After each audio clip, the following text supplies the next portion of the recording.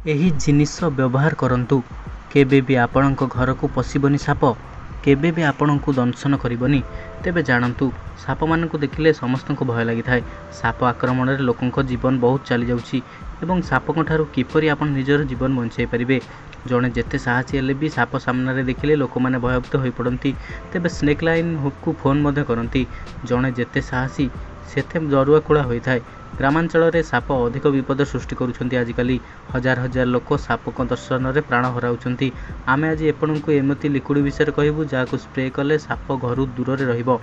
ତେବେ ବର୍ଷା ସମୟରେ ସାପ ଗାତଗୁଡ଼ିକ ପାଇଁ ପାଣିରେ ପରିପୂର୍ଣ୍ଣ ହୁଏ, ଯେଉଁଥିପାଇଁ ସାପମାନେ ଶୁଖିଲା ସ୍ଥାନ ଖୋଜନ୍ତି। ସେମାନେ ଘର ପ୍ରାଙ୍ଗଣରେ ଥିବା ଶୁଖିଲା ସ୍ଥାନକୁ ଲୁଚି ଲୁଚି ଚାଲିଯାଆନ୍ତି ଏବଂ ଆପଣଙ୍କ ଜିନିଷ ଭିତରେ ଲୁଚି କରି ରହିଯାଆନ୍ତି। ଏଭଳି ପରିସ୍ଥିତିରେ ସାପ ପ୍ରବେଶକୁ ଏଡ଼ାଇବା ପାଇଁ ଫିନାଇଲ୍ ଲିକ୍ୱିଡ୍ ବ୍ୟବହାର କରନ୍ତୁ ଆପଣ।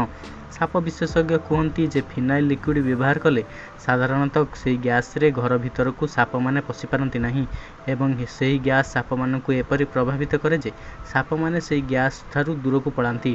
ବର୍ଷା ଦିନରେ ଯଦି ଆପଣ ଏହାକୁ ଘରର ବିଭିନ୍ନ ସ୍ଥାନରେ ସ୍ପ୍ରେ କରନ୍ତି, ସାପମାନେ ଏହା ଗନ୍ଧ ଦ୍ୱାରା ଆପଣଙ୍କ ଘରକୁ ପ୍ରବେଶ କରିବେନି। ଏଥିରେ କାର୍ବୋଲିନ୍ ଏସିଡ୍ ଥାଏ।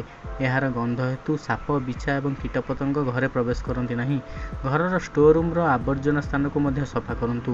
ଯଦି ଆପଣ ଘରର ଚାରିପଟରେ କାର୍ବୋଲିନ୍ ଏସିଡ୍ ସ୍ପ୍ରେ କରନ୍ତି, ତେବେ ଆପଣଙ୍କ ଘରକୁ ମଧ୍ୟ ସାପ ପଶିବେ ନାହିଁ।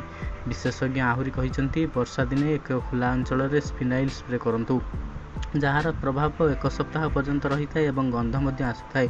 ତେବେ ସାପମାନେ ବର୍ଷା ଦିନରେ ପ୍ରାୟ ଉତ୍ପାତ କରୁଛନ୍ତି ଏବଂ ପ୍ରାୟ ସାପ କାମୁଡ଼ାରେ ଲୋକମାନଙ୍କର ଜୀବନ ମଧ୍ୟ ଯାଉଛି।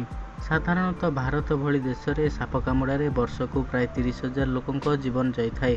ତେବେ ଏହି ଜୀବନ କାଳକୁ ଏଡ଼ାଇବା ପାଇଁ ସାପମାନେ ଲୋକମାନଙ୍କୁ ଦଂଶନ କରିଥାନ୍ତି। ତେବେ ଆପଣମାନେ ଏହି ଲିକ୍ୱିଡ୍ ସ୍ପ୍ରେ ବ୍ୟବହାର କରି ସାପମାନଙ୍କ କବଳରୁ ରକ୍ଷା ପାଇପାରିବେ।